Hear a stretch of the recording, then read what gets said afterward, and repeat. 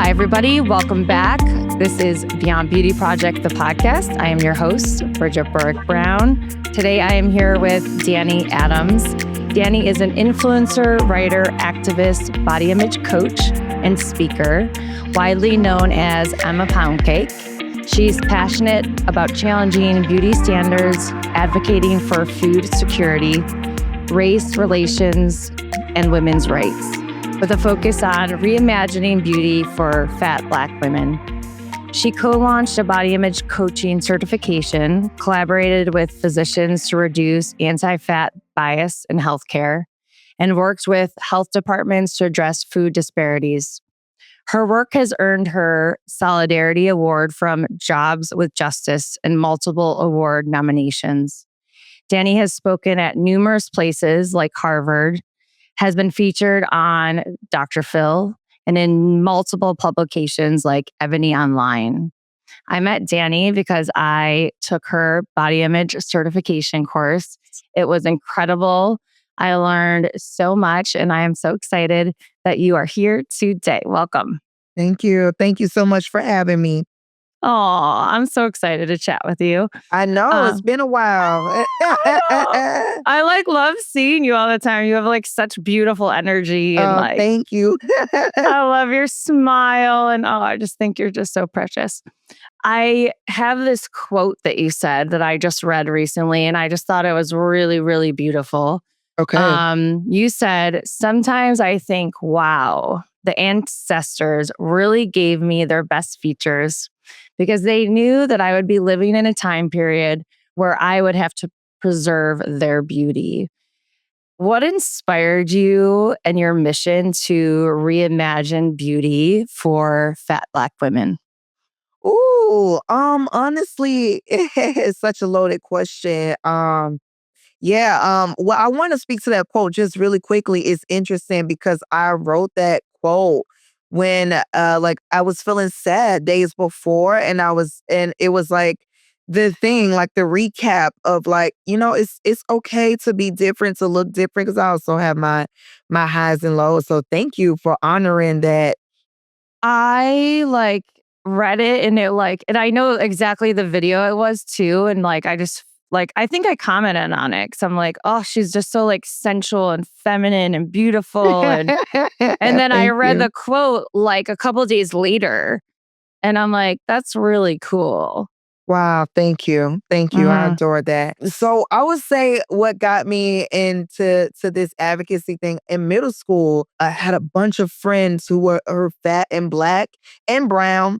And we were experiencing bullying, but we were proud about the way that we were looking. And so we created this group called Eat or Die. And it was a unofficial club in middle school.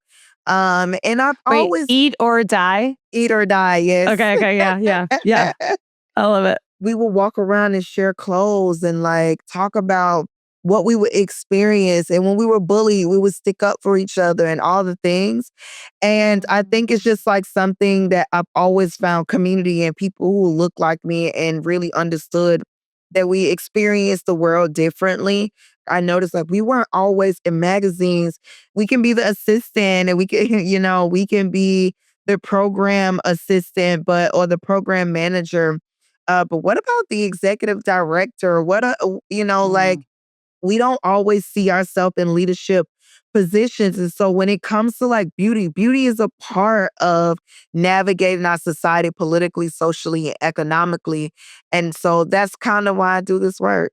I love that the inspiration came from a middle school group. Yeah. I mean, that's precious. But also that you had this awareness then to see we're looked at differently than society would say society deems acceptable. Okay, one more quote. I swear I only have two. "It's a luxury, not a privilege, to exist in your body and not have it be politicized.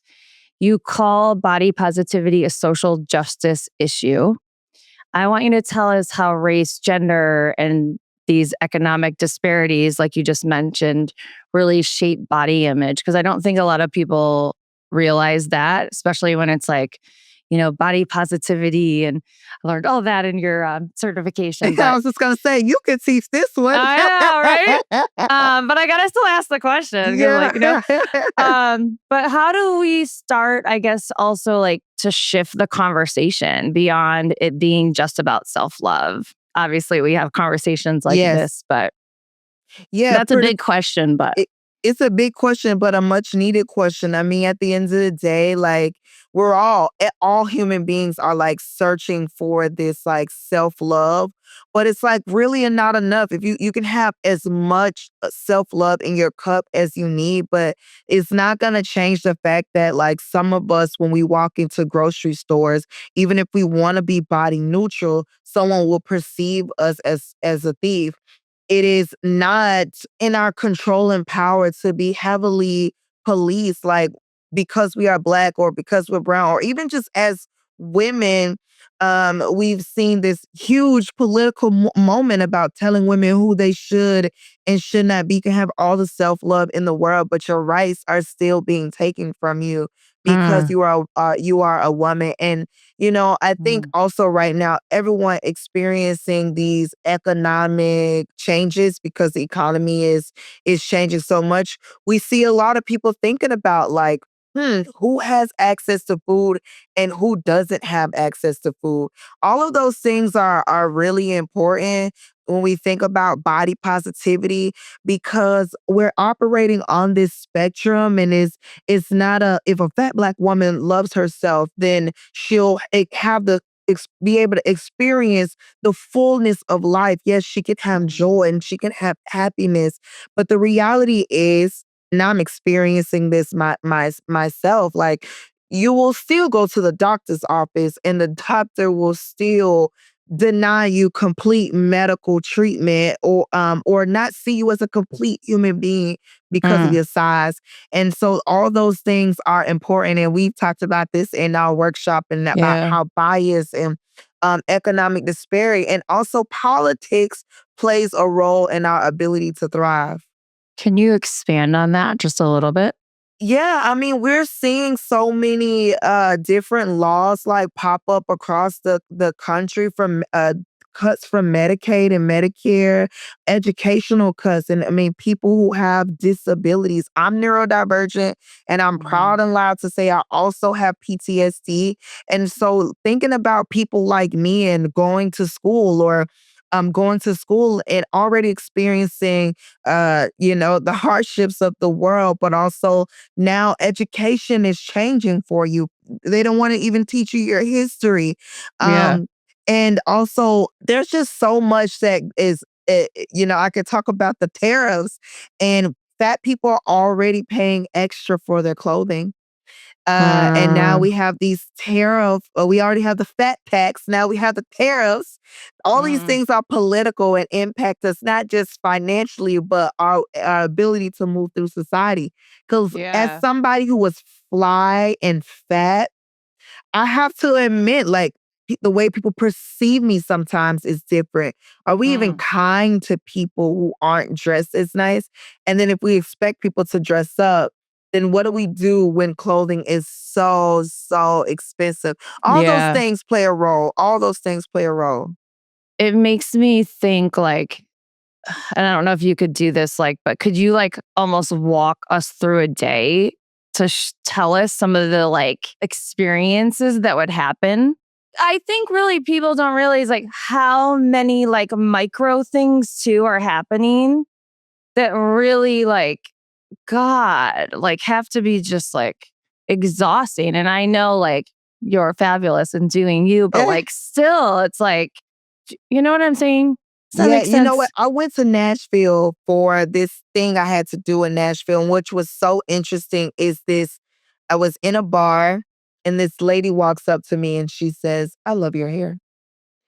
And she doesn't say, "I love it." She puts her hands in my hair. Now I'm Stop. the only black person in this bar in Nashville in a Trump era, if I'm being completely honest. So I'm Mhm. afraid to really stand up for myself. So I just lean back and say, "Please don't." And she's like, Yeah. "Why?"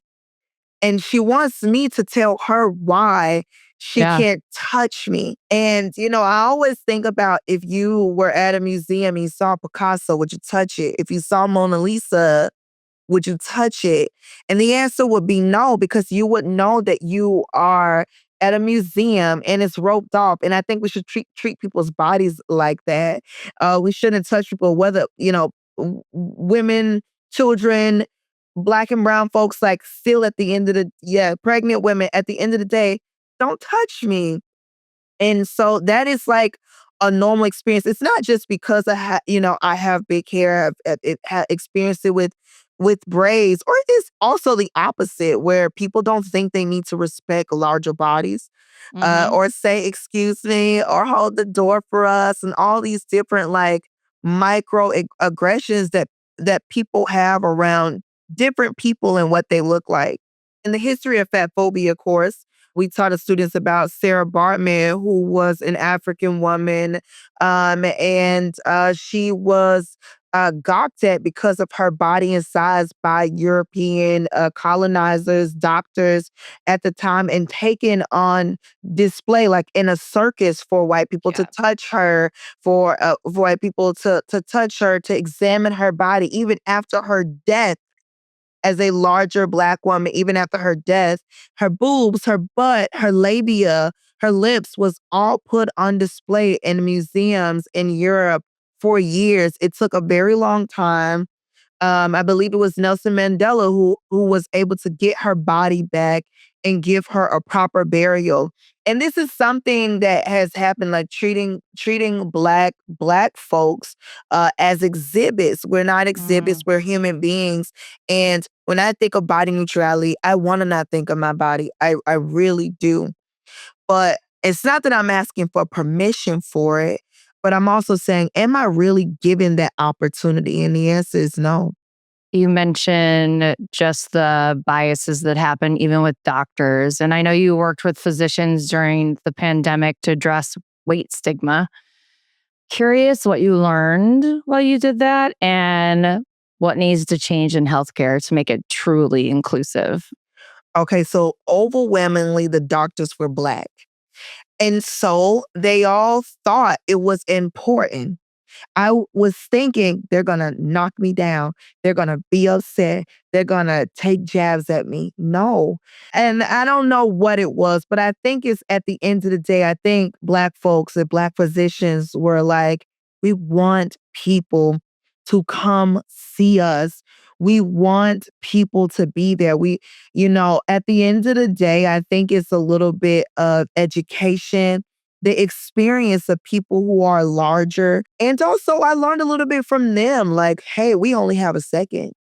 And Yeah. to even communicate with you, there's so many people who are in need that we don't have time sometimes. And finding that like middle ground. But at the end of the day, we needed to, so those who wanted to be vaccinated, right? We needed to get as many folks as vaccinated. And there was this shame around going to see medical providers. And I don't know how many people we were able to draw, but at the end of the day, I think it was just really helpful during that time to constantly have those panel conversations, those hard private meetings where we're strategizing about messaging to the larger community. So, what do you think needs to change to make healthcare actually inclusive, like the mind shift change? Ooh. Honestly, I think some things that need to change. Obviously, equipment. There needs to be more equipment that is created and making it more affordable, or incentivizing medical facilities to have those types of chairs and beds and all the things. In addition to that, I think language is a big part of it. In that conversation, early on, those early conversations, people kept saying obese, obese, obese. And I said, if someone is constantly calling you obese, why would you go see them? I already know you're going to say the word. Why would I come see you? I don't want to hear the word. It is something that you have stigmatized. You've called it a disease. Why would I want to go see you? And so I think that things have shifted. And because of we started changing language, calling people high weight. I mean, different people feel differently about language. But I also think introducing them to more fat people and fat advocates, because people kind of stigmatize us, those who speak up, that we do not care about our community's ability to thrive, and we do. That is why we advocate so hard and we agitate. And so, anyways, that's the Why thing. do you think they say you don't care? Because I think that overall people see fatness as laziness, Oh, yeah. irresponsible. Yeah. Yeah. So you just take all this time to advocate, but you're lazy? Yeah. God, okay. Okay, so you speak to young people about social media and body image. Would you say are their biggest struggles, and what advice do you give them? What's like the top advice, would you say? Well, I think when it comes to young people, at the end of the day, everyone is online. And a big part of the issue is that we can't facilitate what young people are seeing online right now. And so they're seeing all different types of body types. They're seeing the social hierarchy. Who's getting the most likes and what do they look like? They're white, they're thin, their hair is straight, all the things. And it is impacting the way that children are perceiving themselves. Also, the constant usage of social media. I mean, even myself, I have realize like, oh my God, sometimes being on social media gives me anxiety. It makes me question myself. Imagine a young, impressionable brain. So at the end of the day, I think that when we talk to young people, we need to normalize these feelings as adults. And also, I think we need to create more offline spaces for young people and talking to them in community and just normalizing what it means to have a body. And we've lived through so many different beauty trends, and they're happening so rapidly for young people. Like the trends Mhm. are even faster before. Back, I don't know how old you are, but like back in my day, like magazines, you didn't get them so rapidly. It wasn't like Totally. yeah, it wasn't so rapidly. So we need to talk to young people about things will constantly change, and making them realize that those changes are happening, because it's happening so fast. And young people aren't even realize that they are changes. They're chasing the beauty standard and that they're not real. And I'm just babbling on and on about it because I'm so passionate about it. I do worry about the future generation and how myself as an influencer and other young people, will be impacted 10 to 20 years from now. Mhm. How do you think the history of beauty standards still impact us today? Haha, funny question. Okay. Yeah. I mean, obviously, at the end of the day, I think that white beauty standards will still remain supreme in whatever different form. You see celebrities who were white, who got their BBLs, and those bodies were close to Black women's bodies, now taking those BBLs out and being able to still operate in the white woman, and be the standard of beauty. I think we've seen the extreme thinness in the Ozempic eras, what Summer and I've been calling, other critics have been calling it the Ozempic era. You see thinness. Whenever you see extreme right perspectives, there comes a lot of pressure about how to be the white man's version of what a white woman is. A homemaker, thin, quiet, docile, all the things. And they still exist. But whether those trends exist, as you mentioned before, like for me, it's about helping people still continue to reimagine beauty. The standard is there, but also I exist. My mama exists. My grandma exists. Do we not have the right to see beauty in ourselves, in our community, in the context of the West? And the truth is we do, but it will always be something we will have to fight to be seen in. hmm Do you feel like since you've started this work, you've seen progress in that area? I've seen progress and regression. I think, Yeah. It like yeah, kind of. it's both. Yeah, hmm it's both. hmm Why so thin? Is it because it's just so the opposite of colonialism and all. Like, why so thin?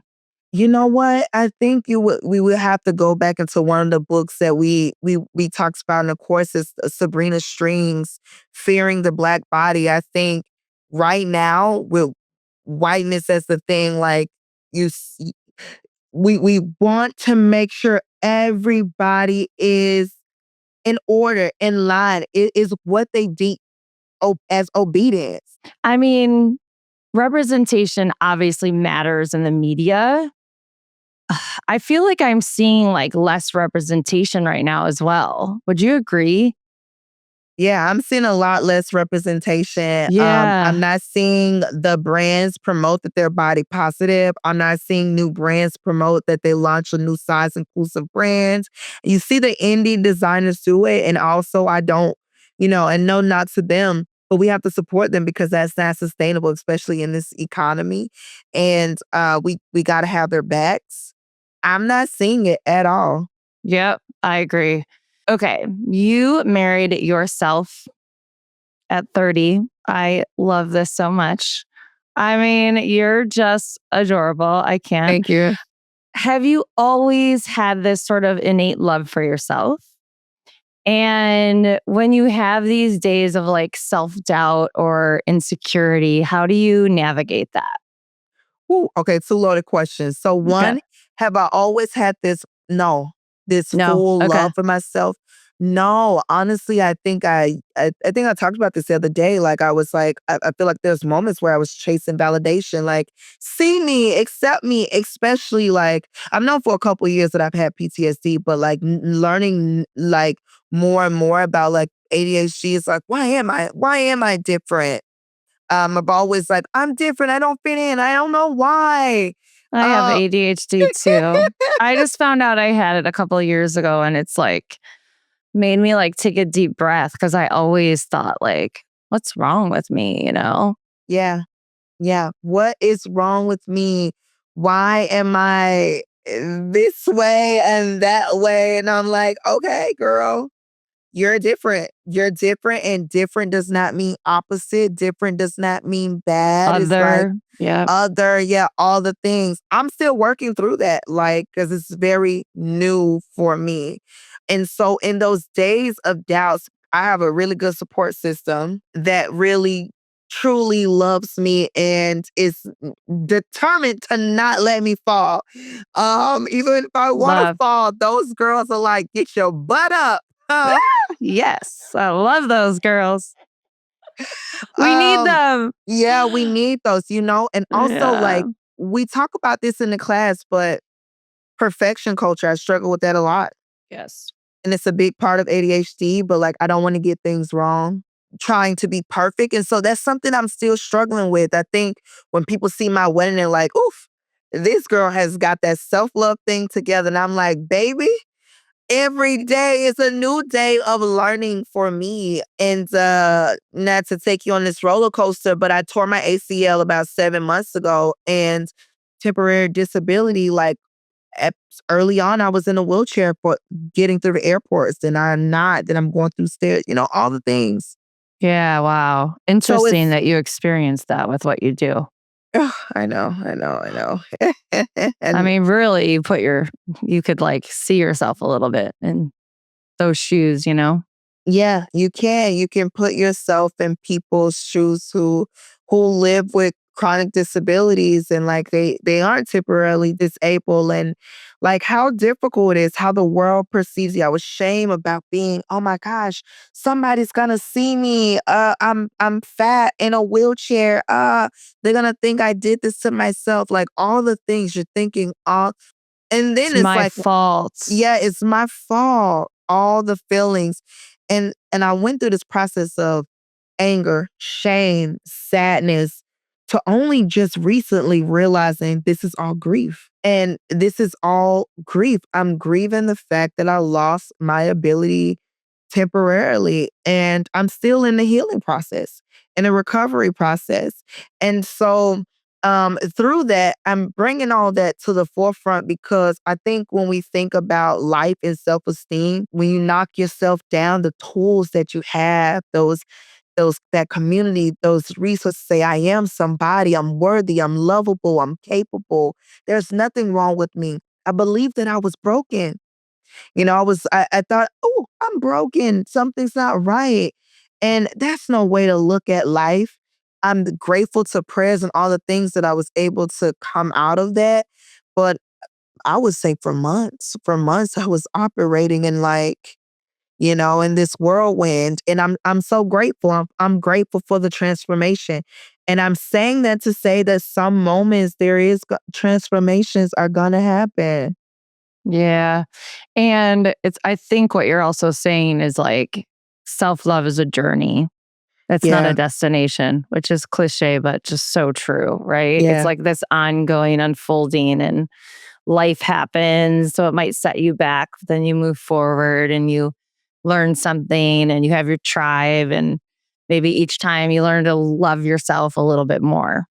Yeah. Hmm. That's exactly what I'm saying. I love that.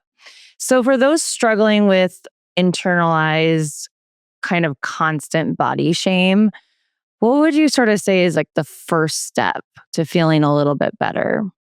I would honestly say what I tell the kids, feel what hurts you. Because sometimes we're trying to block out that it's a real feeling, especially during the time online where everyone was toxically positive about bodies. And Totally. yeah, it's like, And you're no, like, why can't I love myself? Everyone yes, else loves theirs. no, Yeah. you need to feel what hurts you. And I would say begin to journal. For me, I like to speak about what I'm feeling. I like to talk about all the things and let it all out. Some of the other things that I would say is just breathing. People don't think about it, but honestly, when you stop and you breathe and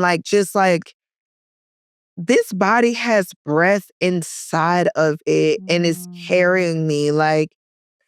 Who cares what I put on it? Who cares how I decorate it? Who cares about anything? I am still here. And I think that begins to tear down the walls and all these external factors that we're really thinking about. They become not so important when we start thinking about, you know what? It is just great. It is just great to be here and existing and giving and loving and caring. And, you don't have to have all the things. You don't have to, I begin to say the other day to myself, I actually don't have to have all of my dreams. I'm just Mm. grateful to be able to experience life and nature and community and see the beauty in other people. And as my influencing is changing, I'm definitely pivoting, but I'm thinking about we always try to do our self-love individually. But really, the more we think about self-love and community, the struggle becomes less because then you realize that, girl, you ain't the only one. Everyone is trying to figure this thing out. And it for me, it becomes less and less and less and less of a burden. That's what I heard you say within the sort of self love part too for you is I think the more we share and the more we can really hear like that I'm not alone and feel that I'm not alone, it helps. I love that you said a journal because we have a Dear Body journal coming out. Ooh. I'm gonna send you one. But Okay, please. it's all about really like honoring and like realizing like I get to experience life because I have a body and kind of like taking it back to like I have lungs that breathe that keep me alive or like I have a brain that works, you know? That's really cool. Okay. We're going to start to finish up. Explain to us or give us your reimagined definition of beauty. Okay, I've never had to answer this for real before, but here, I'll take a stab at it. If we reimagine beauty, it's not a standard, it's not a hierarchy, it's just people breathing and experiencing the world. It's so much around us. I really want to share this story with you just really Yeah, quickly. I love it. Sure. I love a good story, okay, y'all? You're a But good storyteller. At one point, I have these freckles. You can't really see it behind the fro and hyperpigmentation. And I went to a plastic surgeon that was going to laser it off. It's going to cost me $600. And I said, I want clear skin. Hmm. And I left and I made my appointment. And then I went to Sephora. And this girl says to me at Sephora while teaching me about contour, she said, you already have a natural contour right here. And it reshaped my whole mind about these freckles and this hyperpigmentation, and it made me think about this is my family's legacy. My uncle has it, my grandpa has it, my mom has it, Oh, my cousins yeah. have it. Why would I want to get rid of the very thing that identifies my relationship to these people? And so that for me is real example of reimagining beauty. That's beautiful. Anything else you want to share with us? I mean, I would love to hear what was your experience like in the class? I loved it. I mean, I learned so much I loved how you guys broke down. I mean, I learned all about the history of the beauty ideal body image. I loved all of that. And I think you guys took your time with that, which was nice. And then you dug into like the self-love and the coaching. And I just actually re-listened to all of it again Oh my goodness. because I felt like it was so juicy that I was like, I need to like re-listen to this before I don't have access to it anymore. I loved it. It was so good. Are you guys going to have like a continuation, like an Yes, we are building out, but we always have, like, for our students to be able to come back, we have self-studies where previous students can come and still continue to get coaching from Summer and I and like talk to us once a month. Ooh. But we are building out more phases of the program. And we're starting our next cohort. Actually, I think they start in a couple weeks. Our spring cohort will be starting soon. Then we'll have another one that launches in the fall. The Institute for Body Image Coaching is something that's just about just transforming the work that all of us is doing, and transferring the people who are doing this work from talking about things like the inner critic. We all have one, but how do we help people whose inner critic is loud?